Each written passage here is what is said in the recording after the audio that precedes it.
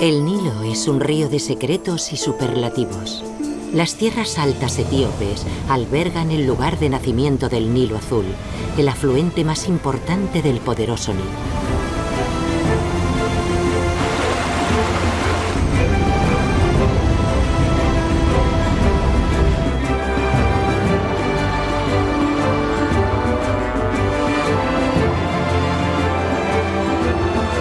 Nos encontramos en el techo de África, que alcanza alturas de hasta 4.550 metros. En las tierras altas tienen su hábitat animales que no se encuentran en ninguna otra parte y que incluyen a algunos de los más insólitos del mundo.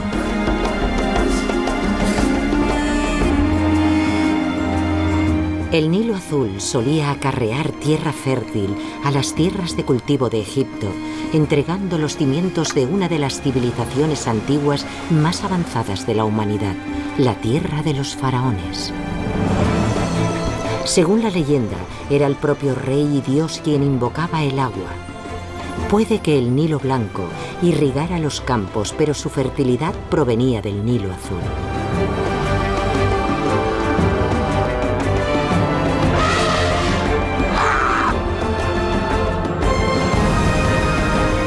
Buen Nilo.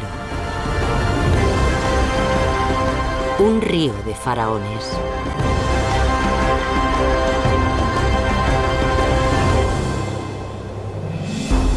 Las montañas Simien se alzan desde las tierras altas como una fortaleza con 1000 torreones.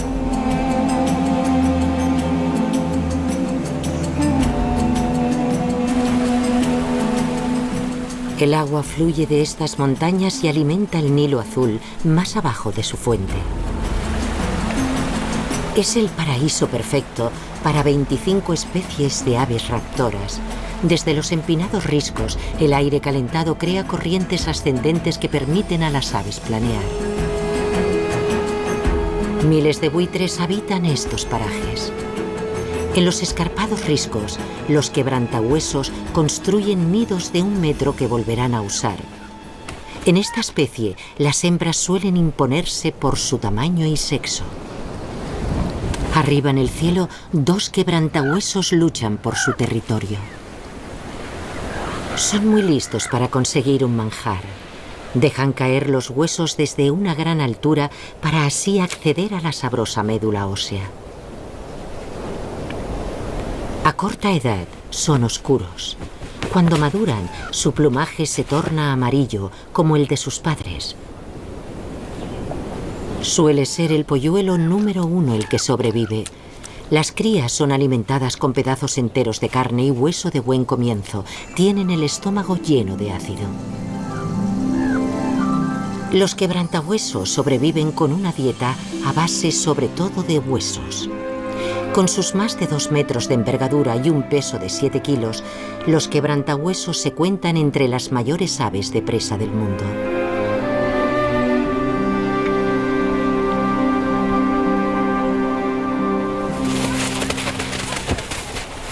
Los hieladas solo viven en las tierras altas. Son la última especie superviviente de primates que se alimentan de hierbas.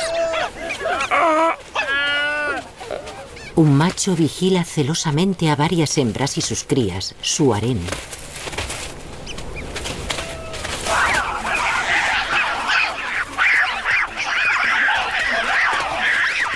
Cuando los harenes se vuelven demasiado grandes, las hembras desatendidas pueden fijar su atención en jóvenes machos solteros.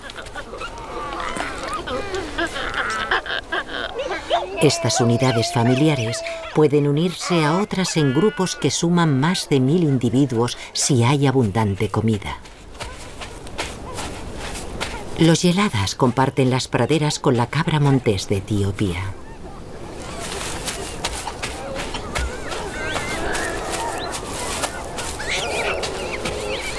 Este íbice es endémico a las montañas Simien y los ejemplares que sobreviven solo se cuentan por centenas.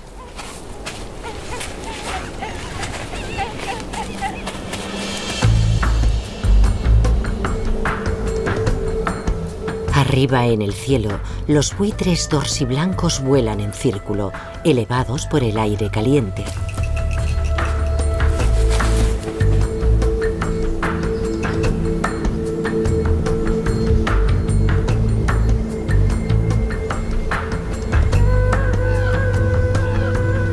Usan su aguda visión para otear el vasto paisaje en busca de carroñas con las que deleitarse.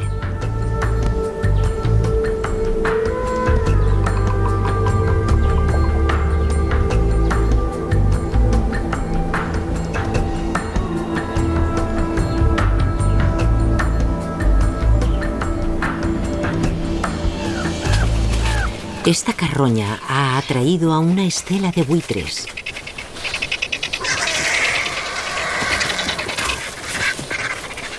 Mientras que los quebrantahuesos se limitan a los huesos, sus primos dorsiblancos se precipitan sobre las blandas entrañas.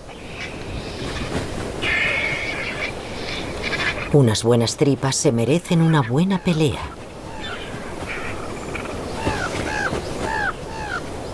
Incluso en pleno vuelo. Pero nadie gana en esta ocasión.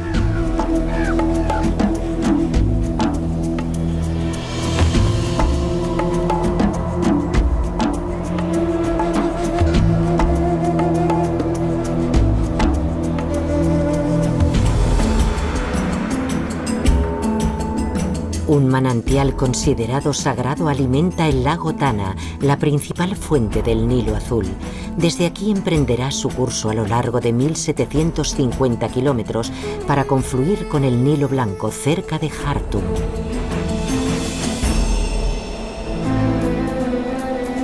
Este lago, poco explotado y formado por actividades volcánicas, es el más grande de Etiopía.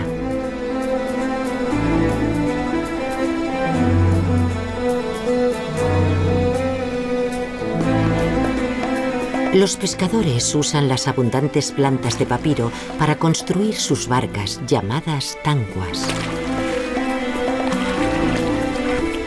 La mayoría de los peces en este aislado lago, hasta 15 especies, no se encuentran en el resto del mundo.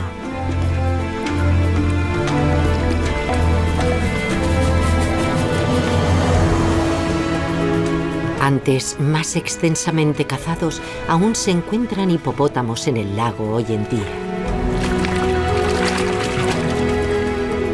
Durante siglos, el lago Tana ha sido un centro del cristianismo y un lugar de leyendas.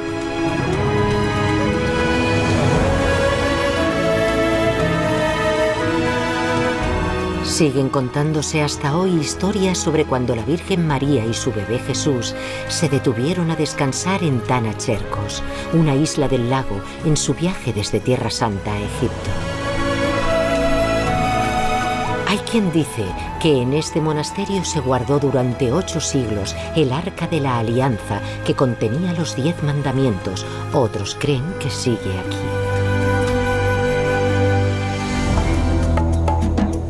El Nilo Azul emprende su camino en el extremo sudeste del lago Tana. Poco profundo en sus inicios, el río se despeña por un precipicio formado por lava enfriada hace ya mucho tiempo.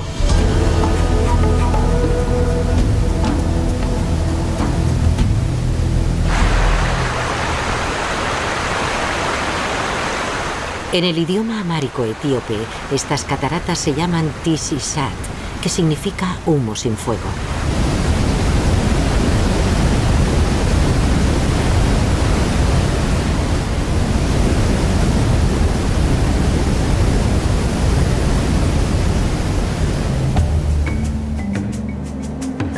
Las tierras altas etíopes están sujetas a intensos cultivos con las herramientas más primitivas.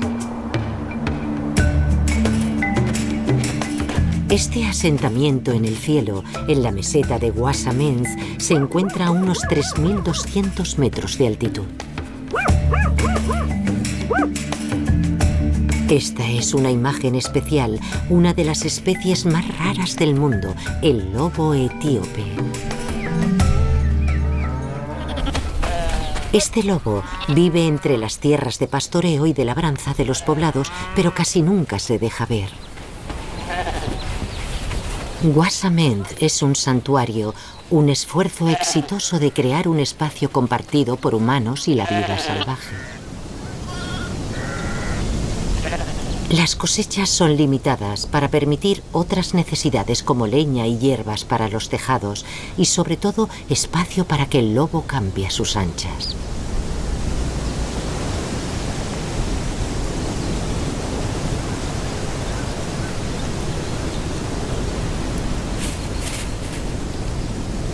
Las ratas africanas de la hierba se encuentran entre las presas favoritas del lobo etíope.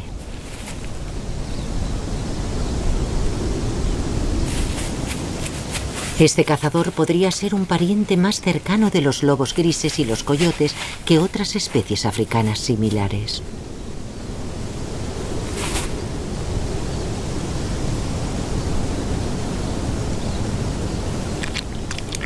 Se cree que la población total de esta rara especie de lobo alcanza solo los 500 ejemplares, todos ellos viviendo en grupos aislados a lo largo de 6 cadenas montañosas.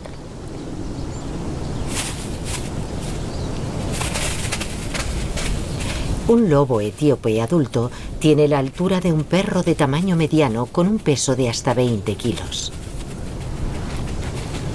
Un cachorro hambriento espera en la guarida. Cada uno de sus supervivientes representa una esperanza para esta especie amenazada. No alcanzará la edad de apareamiento hasta los 2 años.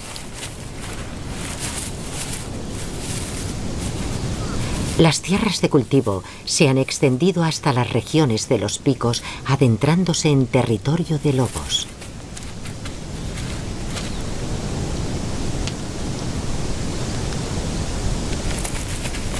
Lo que a primera vista parecería ser un chacal dorado, resulta ser otra especie, otro secreto guardado a lo largo del curso del Nilo.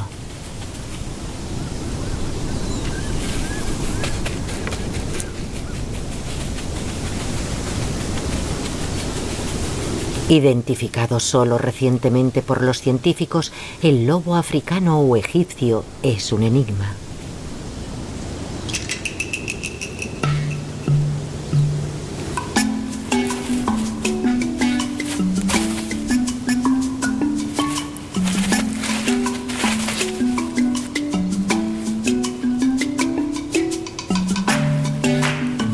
El lobo africano está más cercanamente emparentado con los lobos euroasiáticos, según los análisis de ADN.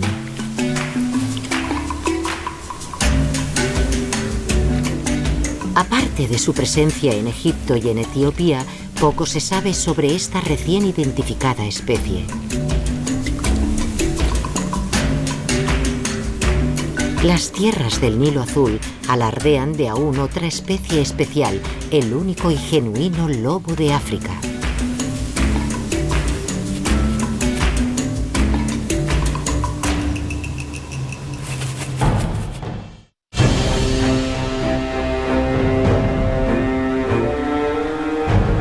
El Nilo Azul es el afluente más grande del Río Supremo y, sin embargo, a diferencia del Nilo Blanco, apenas tiene caudal durante los meses secos. Pero lo compensa durante el verano, cuando las lluvias monzónicas empapan las tierras altas etíopes. Desde el lago Tana, los primeros 1000 kilómetros de andadura del Nilo Azul son pura vida salvaje. A lo largo de millones de años, el Nilo Azul ha esculpido un largo y profundo cañón.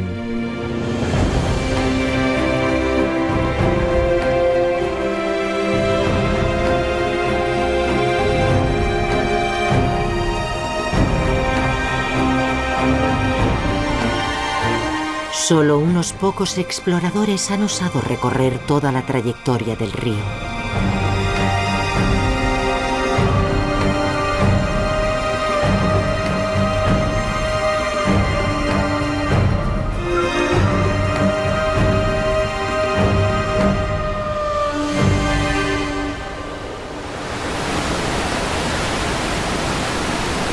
Un grupo de hieladas habita las rocas por encima del río. Son una especie de primates con estilo propio. Los yeladas viven en el suelo.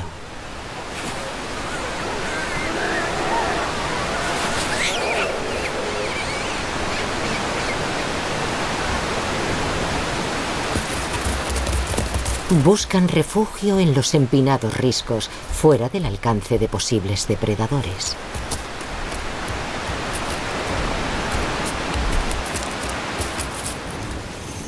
Son las vacas del mundo de los primates.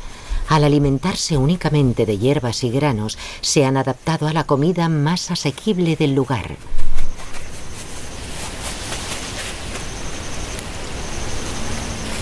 Las avanzadillas han inspeccionado los alrededores, ninguna amenaza aquí. Y ahora llega el resto de la tropa.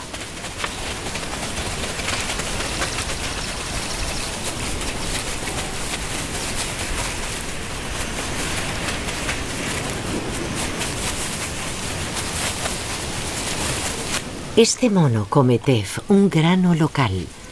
No hay mucho que pueda cultivarse a esta altitud, aparte de trigo y granos, de modo que los granjeros deben competir con los yeladas para defender sus cosechas.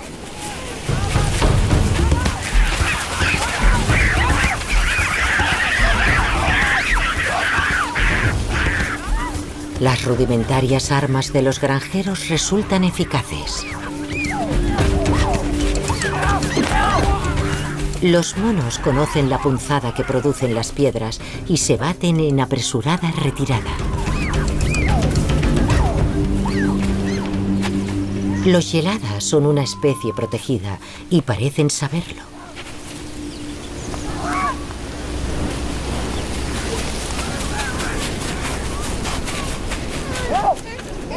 No ha pasado ni una hora y los intrépidos ya están de vuelta.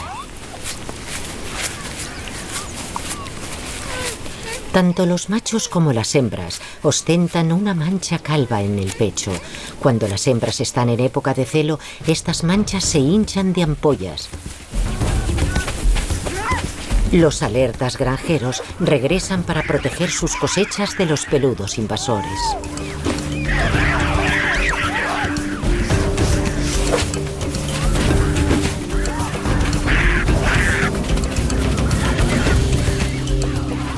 Pero la verdadera amenaza para los yeladas son los depredadores como los leopardos.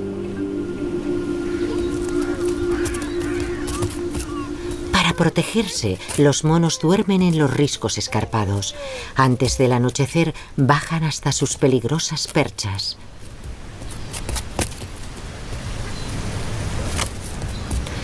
La escalada exige práctica. Este joven aún no la ha dominado.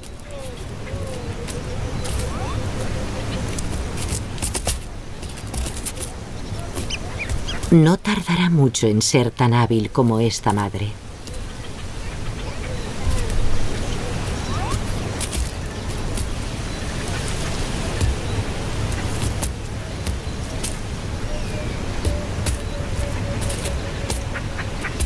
Este parece ser un lugar seguro, con la vertiente rocosa arriba y el río abajo.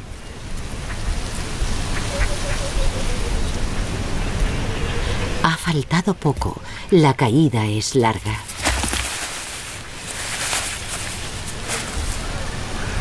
Los yeladas viven en altitudes de hasta 5.000 metros. Su espeso pelaje les mantiene calientes, a estas alturas donde la temperatura puede bajar hasta los 0 grados.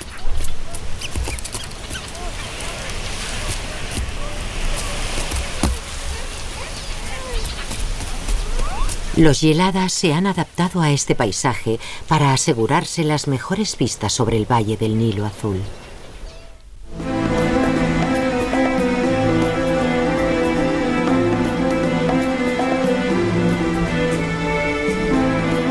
El río debe su nombre a la traducción de una palabra que significa río oscuro y no azul, un río oscurecido por la tierra fértil etíope llevada para nutrir sus márgenes en Sudán y Egipto.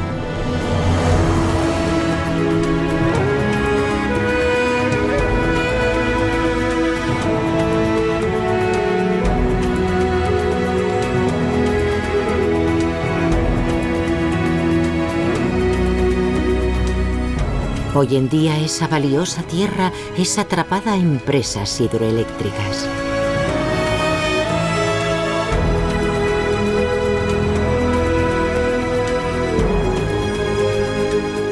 En Sudán, el Nilo Azul recorre una vasta llanura y se funde con el Nilo Blanco en una de las ciudades más grandes de África, Jartum. En tan solo unas décadas, la población de Jartum se ha disparado hasta alcanzar más de 5 millones de habitantes.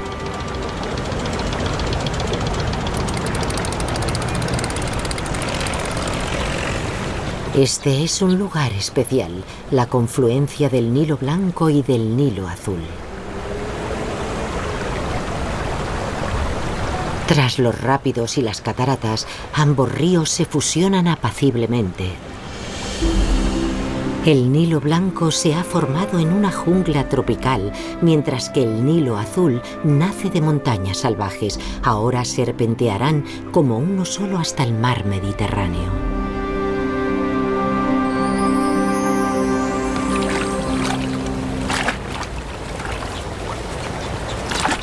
Mientras que el Nilo sigue su marcha hacia el norte desde Jartum, hay un viejo dicho que sigue siendo una verdad.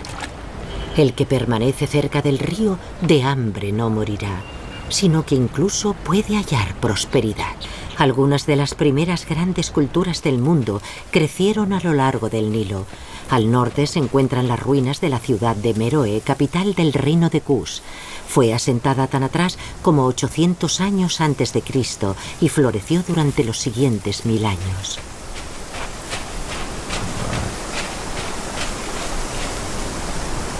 Kush es el nombre egipcio de Nubia, un país influenciado por las culturas tribales de África, a la vez que por el poderoso Egipto. Se construyeron pirámides similares, aunque a menor escala.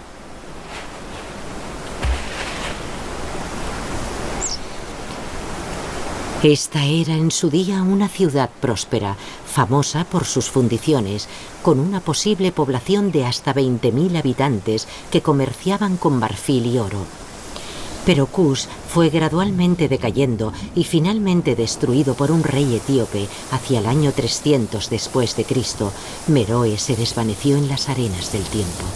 Un lazo con el Nilo, más antiguo aún, empezó a secarse hace unos 5.000 años. Un río entero se evaporó por completo en el desierto. Ese río era uno de los mayores afluentes del Nilo y nacía en estas montañas. Esta es la meseta de Ennedi, un pasaje seco y rocoso en el nordeste del Chad. Estos escorpiones de cola gorda se cuentan entre los más venenosos del mundo. Una de sus picaduras puede matar a un hombre en 7 horas. Sus fuentes exoesqueletos sobreviven a las tormentas de arena de estos desiertos.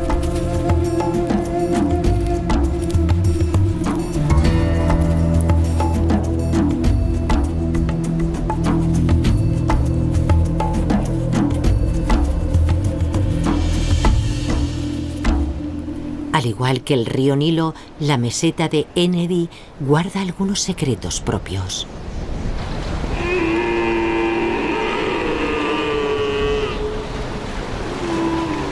Uno de los más importantes es el agua. Nómadas de todas partes vienen a visitar estos cañones. No hay agua en otra parte. Pero aquí, incluso los grandes rebaños de camellos pueden beber hasta la saciedad. Hay mucha agua durante todo el año. Proviene de cuevas subterráneas naturales. En el Sáhara, estas charcas se llaman hueltas.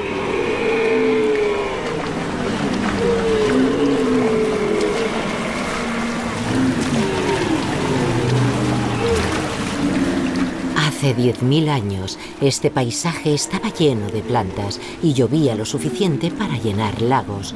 Un río manaba de la meseta de Ennedi y alimentaba el Nilo a 1000 kilómetros más al este. Los geólogos lo llaman el Nilo Amarillo.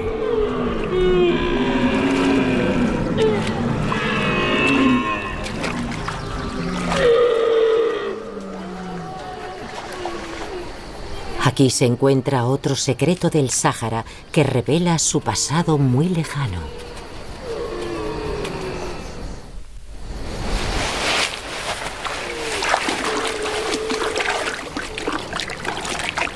En estas montañas en pleno desierto y a 1000 kilómetros del Nilo hay cocodrilos. Estos reptiles son el remanente de una época muy lejana.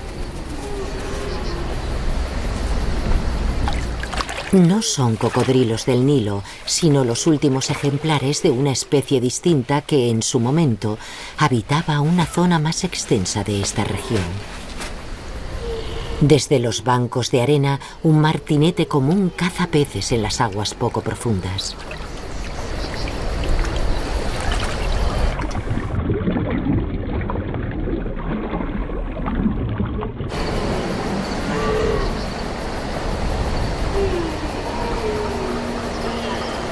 Media docena de cocodrilos, o tal vez menos, viven en el lago. Su especie está destinada a pasar a la historia igual que el Nilo Amarillo. Esta película podría ser la última prueba de que hubo una época en que habitaban este lugar. El Nilo Amarillo se evaporó hace mucho tiempo. En Sudán llaman a lo que de él queda Wadi Hawar. En árabe, wadi significa cauce que está seco, excepto cuando llueve. Hoy en día el Nilo es el único río del Sáhara que fluye durante todo el año. En las riberas del Nilo, estas aves tejedoras buscan hierbas para construir sus nidos. Más allá, solo hay arena y piedras. Durante el resto de su curso, el Nilo es un río del desierto.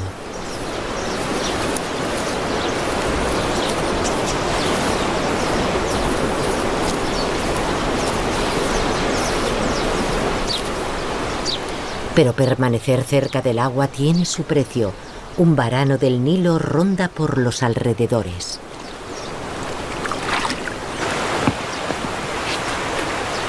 Una serie de rocas graníticas en el Nilo crea unas cataratas intransitables. Como ninguna embarcación de gran tamaño podía cruzarlas, crearon en su día una frontera natural entre los reinos de Kush y de Egipto. El Nilo sustenta toda la vida que encuentra en su recorrido por un mundo de arena.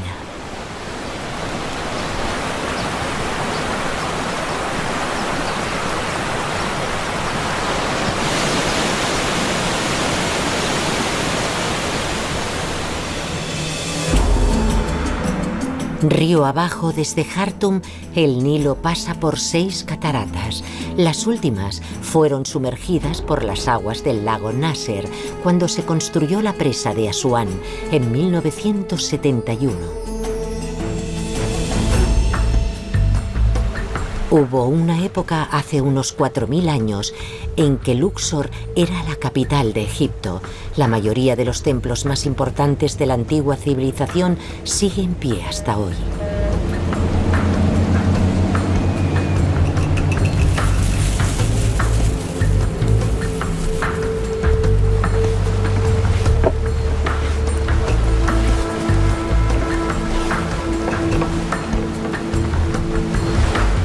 Las icónicas falucas del Nilo han constituido el modo de transporte por el río desde que los faraones usaran embarcaciones similares. Los asnos de noria han sido el modo de extraer agua de los pozos durante generaciones.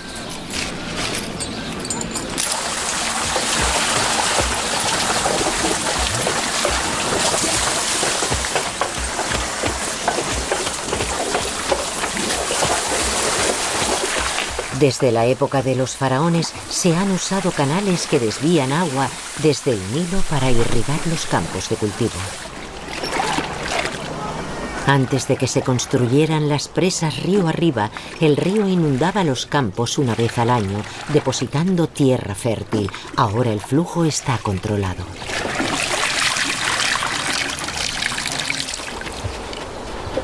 Maíz, trigo y arroz son las cosechas más importantes tanto para los humanos como para los animales en el delta del río Nilo.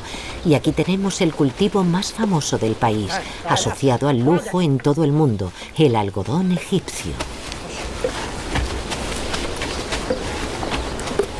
El poderoso Nilo sustentaba en su día una de las más grandes culturas de la historia de la humanidad.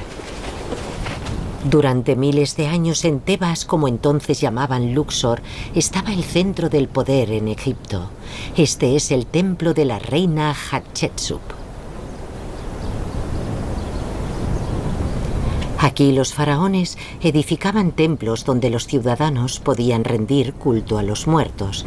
El Valle de los Reyes se extiende alineado siguiendo el curso del sol y yuxtapuesto a la ciudad de los vivos.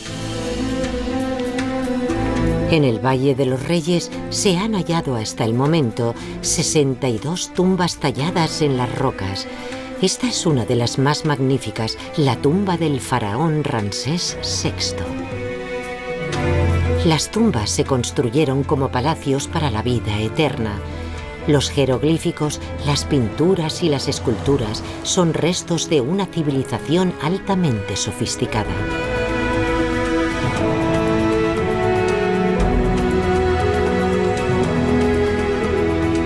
Cuando la diosa Nut devora el sol, cae la noche.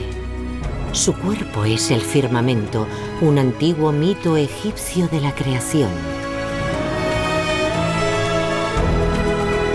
El origen de este mito podría hallarse lejos del Nilo, en el desierto blanco. Los arqueólogos han encontrado pruebas de una historia fantástica en una tierra enterrada hoy en la arena. A 700 kilómetros hacia el oeste, en pleno desierto del Sáhara, hay indicios de una cultura de la Edad de Piedra. Aquí, en uno de los lugares más áridos del mundo, vivieron personas y reses.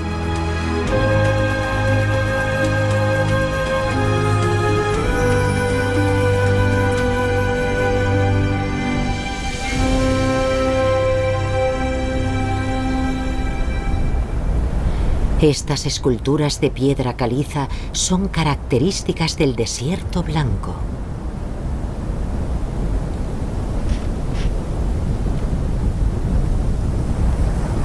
Al sudoeste, en la frontera entre Egipto y Libia, hay jarras de barro usadas en los tiempos de los faraones. Aquí, las caravanas se detenían a descansar.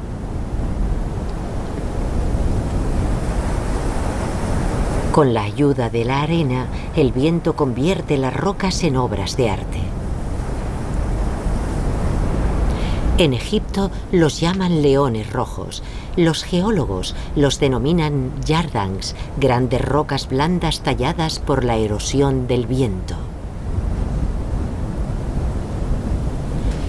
Ahora ya quedan pocas señales de vida aquí.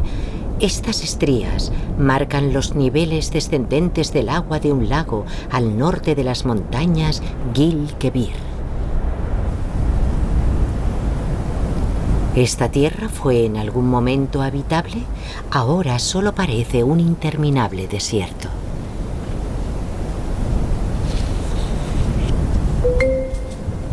Indicios de lo que una vez hubo siguen preservados en la piedra 10.000 años después.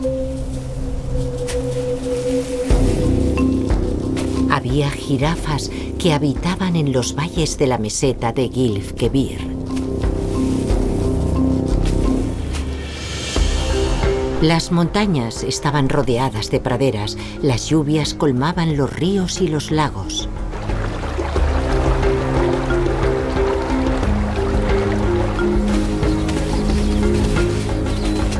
En esa época, el clima de aquí se asemejaba al de las sabanas de África Oriental hoy, mientras que el Nilo estaba rodeado de pantanales inhabitables.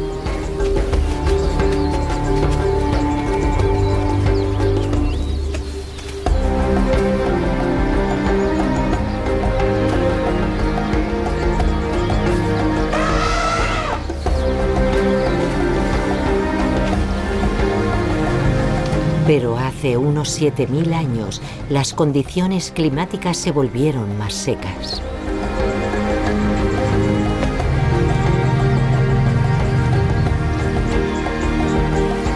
Los humanos y los animales se vieron obligados a abandonar el lugar. Los habitantes de estas montañas viajaron hacia el este y se llevaron a sus dioses consigo. Es posible que en cuevas de la región estén grabados en rocas los orígenes de la mitología egipcia. Un animal sin cabeza devora a un humano. En el antiguo Egipto, esta era una de las formas de llegar a la vida del más allá. Y otra pintura rupestre en la Cueva de las Bestias representa a animales paseando por una sabana que ha desaparecido. Estas manos podrían haber sido firmas o grafiti dibujados por los peregrinos y podrían haber pertenecido a los antepasados de los faraones. La famosa Cueva de los Nadadores fue descubierta en 1933 en un wadi cercano, reafirmando la prueba de que aquí había agua.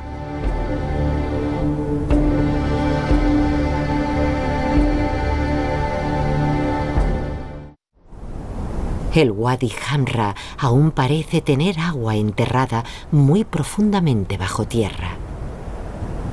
Los tamariscos, unos arbustos extremadamente resistentes, tienen unas engañosas hojas verdes. La lluvia cae cada 7 años, aseguran los habitantes locales.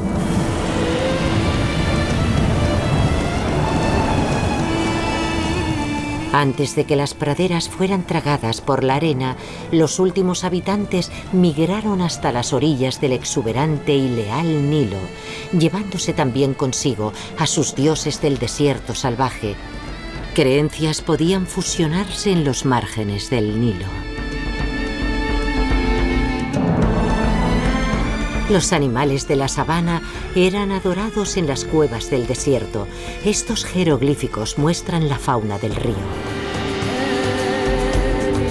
Watchet, una diosa egipcia, es representada como una cobra, una serpiente muy común en la ribera del Nilo.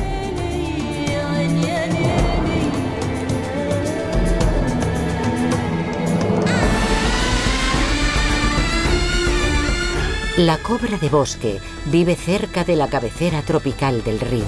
Egipto es el hábitat de otra especie de cobra particularmente agresiva y venenosa. Estos hermanos cazadores de cobras buscan en los campos y canales junto al Nilo, cerca de las pirámides de Giza. Las serpientes han sido el negocio familiar durante más de 200 años. Una cobra puede venderse por hasta $50. La legendaria cobra egipcia es la especie con la que se representa a Cleopatra en el más allá. Caza de día cuando los granjeros tienen más probabilidades de toparse con ellas.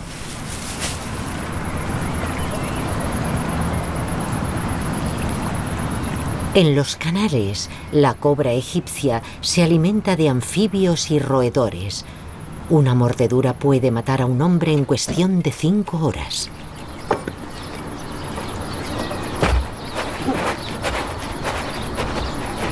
Los hermanos venden el veneno a una empresa que produce el antídoto, un trabajo lucrativo aunque peligroso.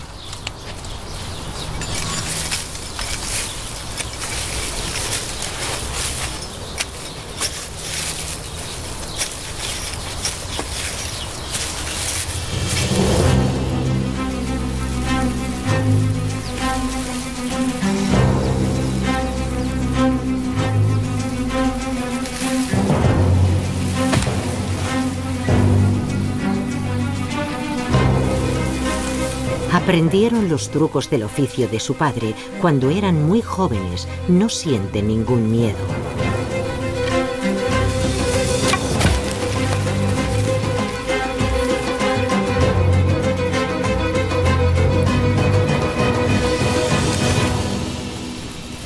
Dentro del saco, la serpiente está tranquila y todos están a salvo. La cobra egipcia puede medir hasta 2,5 metros de longitud y poner hasta 20 huevos. El densamente poblado delta es un lugar complicado para ser serpiente. Al dejar el Cairo, el Nilo se divide en múltiples brazos. Únicamente 2 de ellos alcanzan el mar Mediterráneo, uno en Damieta al este, el otro cerca de Rosetta al oeste.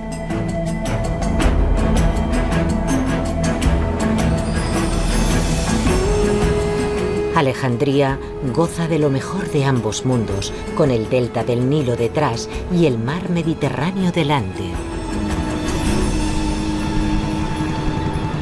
Con una población de más de 4 millones de habitantes, es la segunda ciudad más grande de Egipto y un puerto con mucha actividad.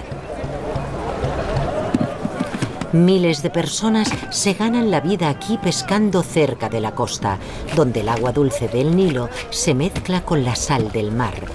Bajo las barcas de pesca se esconde aún otro misterio. A este puerto daban antaño unos palacios donde residían Cleopatra y César y Marco Antonio. En el siglo VIII, el esplendor de la ciudad fue tragado por el mar, seguramente como consecuencia de un terremoto. Arqueólogos franceses exploraron el antiguo puerto en los años 90 para recuperar tesoros.